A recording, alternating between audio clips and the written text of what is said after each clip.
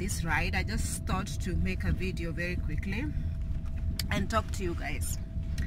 And as you can see by the title of this video, I am struggling. So I've really tried to make this video several times, and I didn't know exactly how, because I don't know. But anyway, I'm here making this video. If you haven't subscribed to my channel, kindly do, because it gives me so much motivation to continue making videos. Like, you know, nowadays I know how it feels to give somebody support, because you guys, we make, especially YouTubers, we make these videos and we take our time out of our busy schedule to make this video for your entertainment. Sometimes we get nothing from making these videos. We just make them just so that our followers can keep up with us and just listen to our minds or whatever not. But your support is what keeps us making this video. So if you haven't subscribed, it doesn't even cost you a thing to subscribe. Just go ahead and click the notification box, and whenever I upload, you will actually be notified. So the reason why I'm making this video, and the reason I put the topic, the title, is because you guys, it is so difficult to run a business while you are in abroad, especially when you are in diaspora. So for the Africans who are running businesses out there, and you know how people are, it's almost seemed like you are on your own. Like, this is just how I feel right now, and I'm so much in my feelings. I'm in my own. And as much as I have a very loving sister that I love deeply, but it's like, you know, it reaches a point where you cannot, even though she's my sister and I know she can always, I can always rely on her, but she have her own things going, especially now that she have a little child, a little baby, and you know, initially she was supposed to help me run the business because I really trust her. But right now she have a small child and I cannot rely on her very much, and she's living with her man. So, you know, and I cannot keep her from living her life. So anyway, she won't be able to help me. So I gave somebody a place. It's somebody that I've put on my wings for some time, because obviously they were going through some hard times, and it's somebody I know, somebody I'm related to.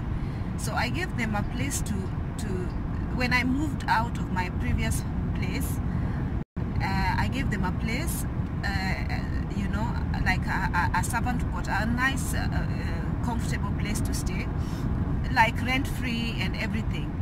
So initial agreement was that he's gonna stay there. With the only thing is that he's gonna take care of my business. Like, he's gonna look at the surroundings. So you guys, if you don't know what business I'm talking about, I deal with, I rent, like I lease house, and then, you know, I benefit from that. Like, I get my rent money from, you know, I build a place and just for a leash.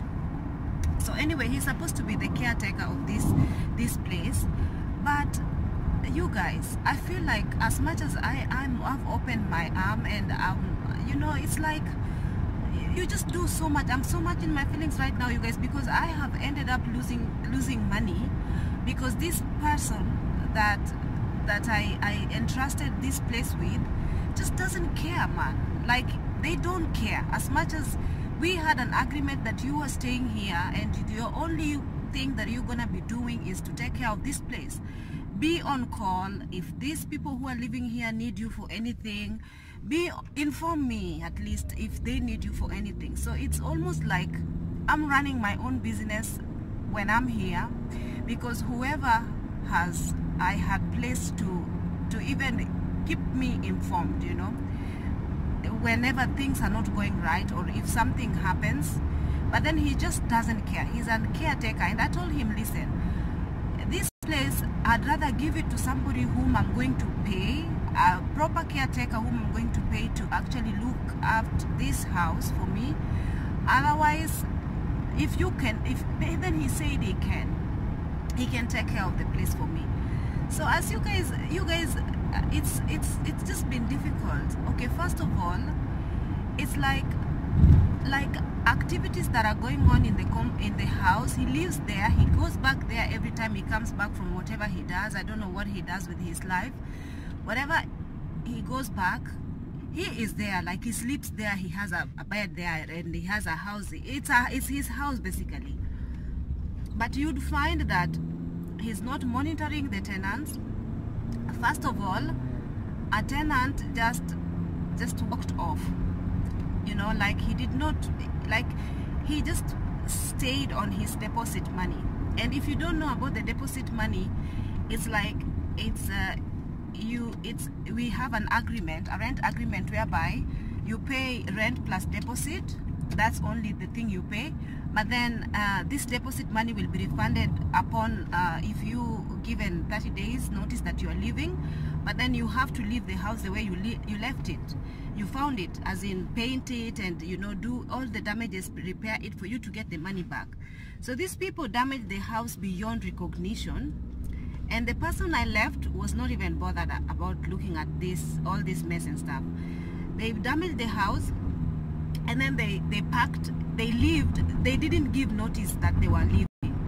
So they oh my god, they basically stayed. They didn't pay rent for a month, for some in the bit.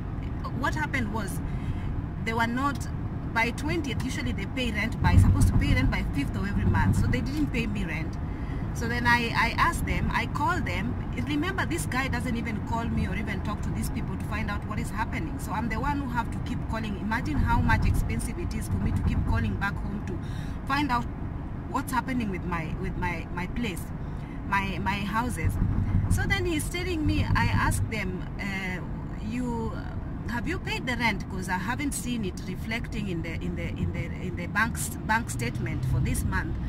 And then they are like, oh, we didn't pay. And that time it's now 25th of the month. And I'm like, you are supposed to pay by now. And then they are like, we won't pay, we will leave by end month. So I'm like, you will leave, but then you haven't paid. So how are you expecting to live in my house without paying rent for this month? Because I also need that money, because I'm paying my mortgage with that money. And then I'm not paying my mortgage. My house is actually fully paid, but then I'm just telling them I'm paying my mortgage. But then he's like, oh no, I cannot, I'm leaving. And I'm like, so you're sitting on my deposit? He's like, yes, I'm sitting on deposit. So then I was not there to inspect the house. I told him, no. So anyway, to make the long story short, these people left.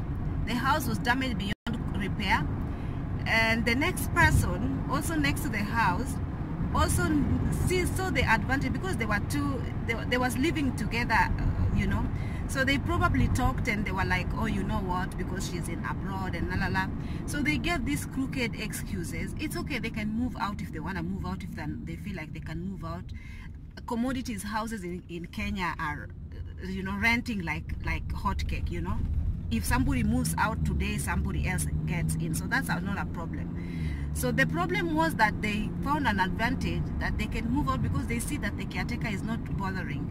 So both of them, these two people, moved out without renovating their house, and they didn't give, they basically lived on my deposit.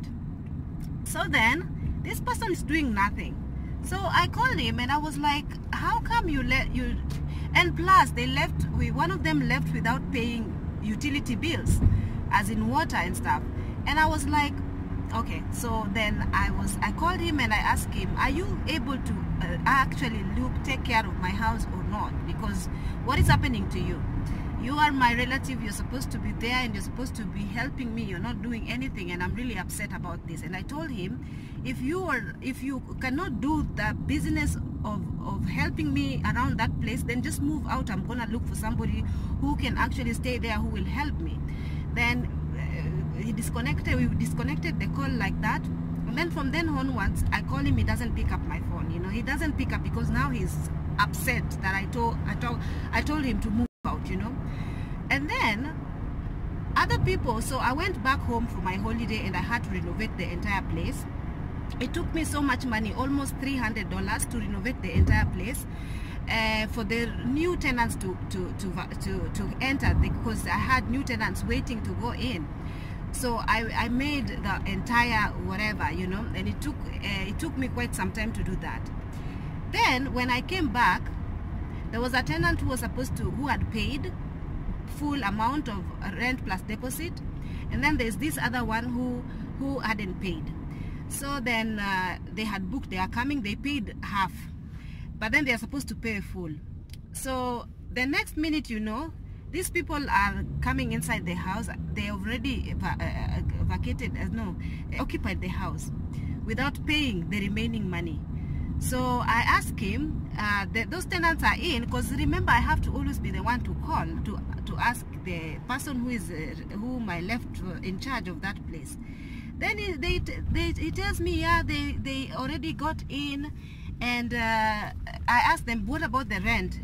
He's like, they told me that they will pay you after. Hey, yes. I'm like, who did they tell? Nobody spoke with me. These people manipulated him. So they didn't even pay. So then I had to make phone calls to threaten people and tell people, you don't want to move out if you cannot pay the full amount, because you have to pay the full amount, and yada yada. And sorry you guys, so when I was doing the video, my battery ran off, so I had to come back. Like when I came back home, I just came back and yeah, anyway, got ready, and I'm now just waiting for my standbys already started. So what I was saying is, where did I stop? Yeah, I had to tell those people, like I had to threaten people and have them out, like have them tell them to pay as soon as possible, because I cannot allow anybody to. There is requirements. You cannot enter the house until you pay a certain amount of money. So this foundation looks so ashy. Anyway, until you pay a certain amount of money. So I was not gonna take that. So anyway, and then before that finishes, something else. So yesterday I'm being called, and I'm being told that electricity is being disconnected. And like the electricity people has gotten to the property, and they want to disconnect my electricity. So when I ask why, because everybody have their own electrical meter, so they pay their, you know, the electrical token, they pay according to what they have used. So there shouldn't be any outstanding bill on the electricity. So guess what? What happened was, when I left the place, because I was initially living in that place, I installed meter for everybody. Then I gave the person, the caretaker, the place for free. And I told him, if you intend to install, there is electricity, but you have to install the meter. And then you have to pay for the electricity bill. But no, as soon as we left, he called somebody else. He called some handyman who came and connected his electricity via the main pole. So that means that he was doing it without me knowing, so he didn't tell me. So it's been 1.5 years that he's been using electricity without paying. So I don't know, like he is somebody who's graduated university, but still they just don't have level of understanding for some reason, that if you are using electricity, you have to clear the bill. You have to at least go and check if there is any outstanding amount, or at least let me know that you are using the electricity, so that I can know when, even if you can tell me, I'm not able to pay now, or whatever reason you're gonna give me, but just give me, don't just use without paying, So then, since a year and plus, he's been using electricity without my information, because for me, I thought that if he was to use, he had to install his own and pay as he goes. But no, he was using the one that Like seriously, I don't even know. But then anyway, the electricity bill amount had accumulated some thousands Kenya shillings. So the people showed up in my compound. They want to cut my bill because the bill has not been paid. The bill is on him. Meanwhile, he knows he doesn't have the money. And he had solar panel, he had solar. You can just live within your mean, you know. If you can't pay, you can't pay, you know, or just, guys, I don't even know. So anyway, so yesterday these people, my tenants pleaded with them and they didn't disconnect. So, and I was at work. There is just no way I could leave work to go and pay for whatever the money, because you guys, I am so unaware. Things are just happening without me knowing. To an extent, he is there, he's doing such things, but he's there, and a whole septic tank can be full until it's flooding the compound. He's not telling me. He's not telling me that septic tank is getting full, we have to empty it. So this is, you guys, please tell me how you deal with your relatives, because I don't know.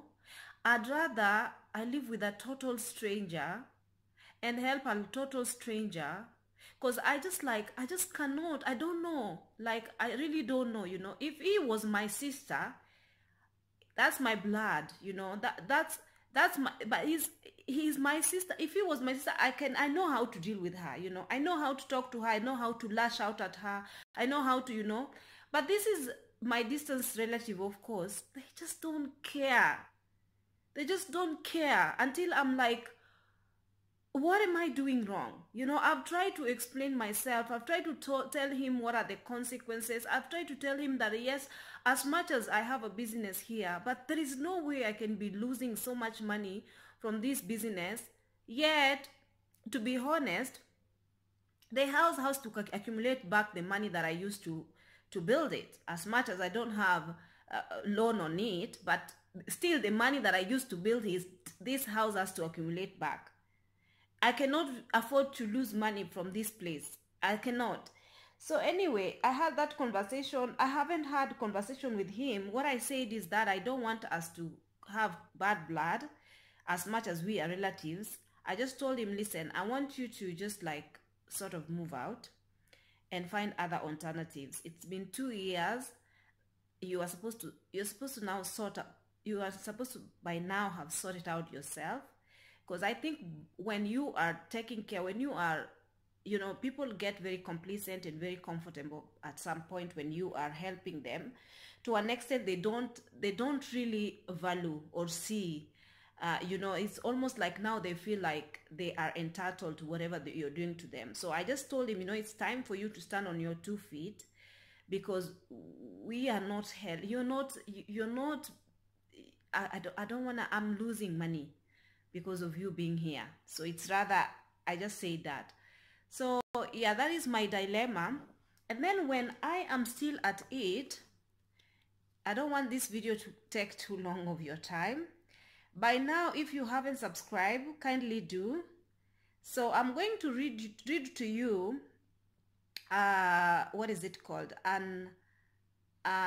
Something that I was sent, and someone wants me to answer this question, and I'm gonna try and just answer it quickly. So this person is telling me that they need advice on something very important from my followers.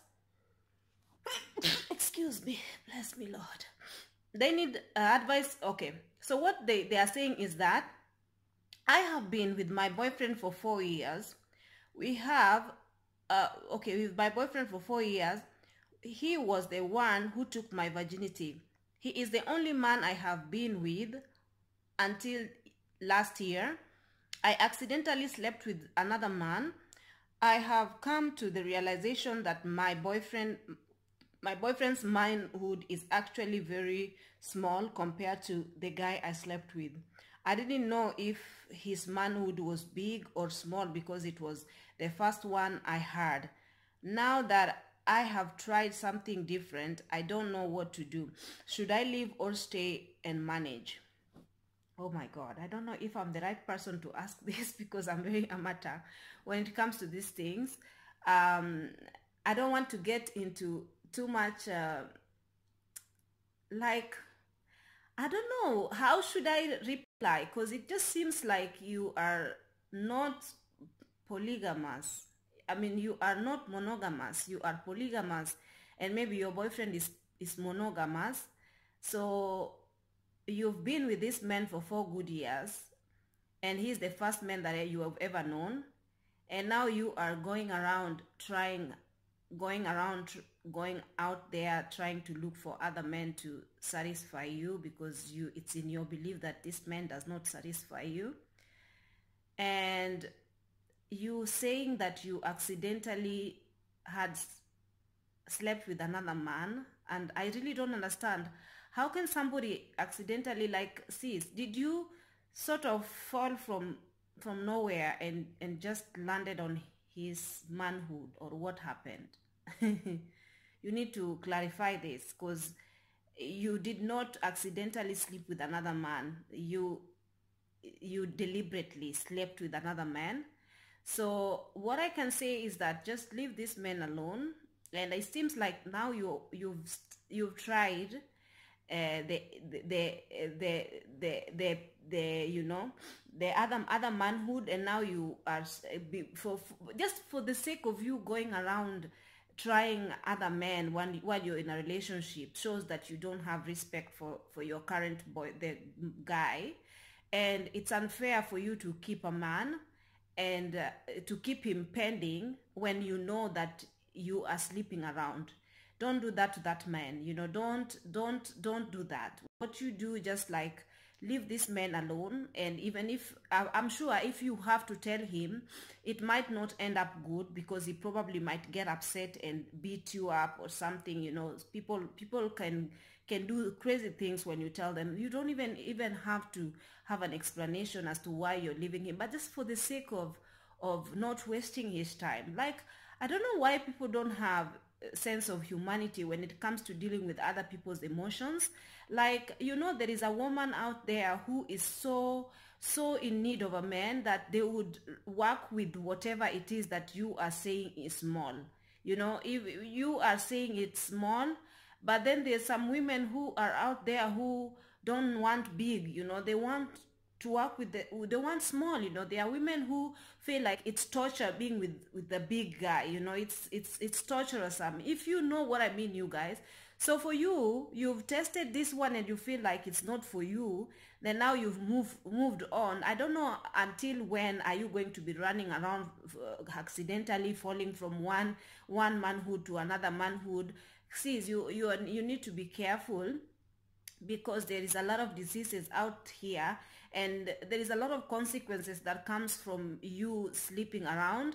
And I don't think, okay, as much as you have to be sexually compatible with a man, in that case, I think that if it's a deal breaker for you, instead of going around sleeping with other people for your, I think it's just time for you to move on with your life and become as sexually adventurous as you want, depending on what is your moral uprightness or whatnot. But do whatever you have to do, but just don't waste this man's time, you know. And I think that that for you to, I think, yeah, you want to be sexually adventurous, do it with it's your life, it's what you want, but just don't waste this poor guy's time. Just let him go. There's another woman who might actually